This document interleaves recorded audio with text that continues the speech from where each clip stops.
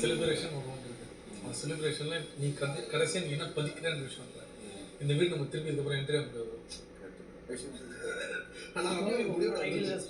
ரம்யா, நீ என்ன விருப்பத்தில் நான் உங்களோட சண்டை வர மாட்டேன்.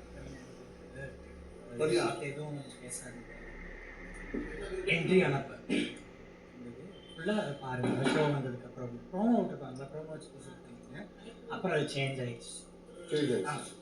பாசிட்டிவாக தான் இருக்கா? அத பாதி அப்ப ப்ரோமோ ப்ரோமோ பார்த்து வந்து என்கிட்ட உளறி பக்காக்கி விட்டாடா வயிறு. ப்ரோமோ எப்படி இருந்தது? பட் உள்ள சொன்னாரு அது அதுக்கப்புறம் சேஞ்ச் ஆயிடுச்சு. இரு நேற்று விஜய் கேட்கும்போது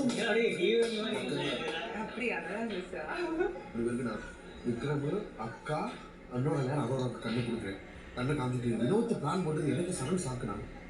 எடுத்துருந்துருக்கலாம்னு சொல்கிறேன். எடுத்தவே புத்திச்சாலி போயிருந்தவே புஷ்பா நான் எவ்வளோதான் ஆக்சுவலாக வெளியில் வந்து சொல்லக்கூடாது. டக்குன்னு எடுக்கிறது இல்லையா அந்த ஆள் பாருங்க. அவர் போட்டு லீடிங்லன்னா புத்திசாலித்தனமா நான் எழுதிட்டேனா அதை விட்டு தரங்கடா. இவங்க முந்தின தான் எடுத்துருந்துருப்பாங்க.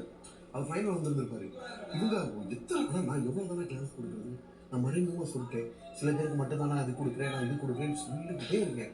அவங்க கண்டுக்க அசால்ட்டாக விட்டு விட்டாங்கண்ணா. கடைசி நேரத்தில் பீம் பேக்கில் படுத்து வெளியே. ஆனால் நல்ல மனசோட சொல்கிறேன். நான் சத்தியமாக என்ன நீங்கள் நினைச்சு அப்பயே சொல்கிறேன். அக்கா நல்ல மனசோட சொல்கிறேன். நீங்கள் இது பண்ணிக்கங்கக்கா எடுங்கக்கா.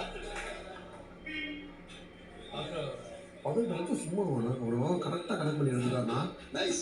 உங்கள் வீடியோஸ்லாம் ஓடிட்டு இருக்கு. பார்த்து செம்மையாக இருக்கு. தேங்க்யூ இல்ல சூப்பரா இருக்கு. உண்மையாவே எல்லாருமே சொல்றீங்க. ரொம்ப பிடிச்சிருக்கு. நான் கேட்ட போது அப்படிதான் போட்டுருக்காங்க. நம்ம கலையோட எக்ஸ்பிளைன் இந்தியாவோட சார் வெல்கம் சார். அவனை தூக்காத இல்ல. ஏய் சபரி பேசுறேன். அவனை தூக்காத மச்சான்.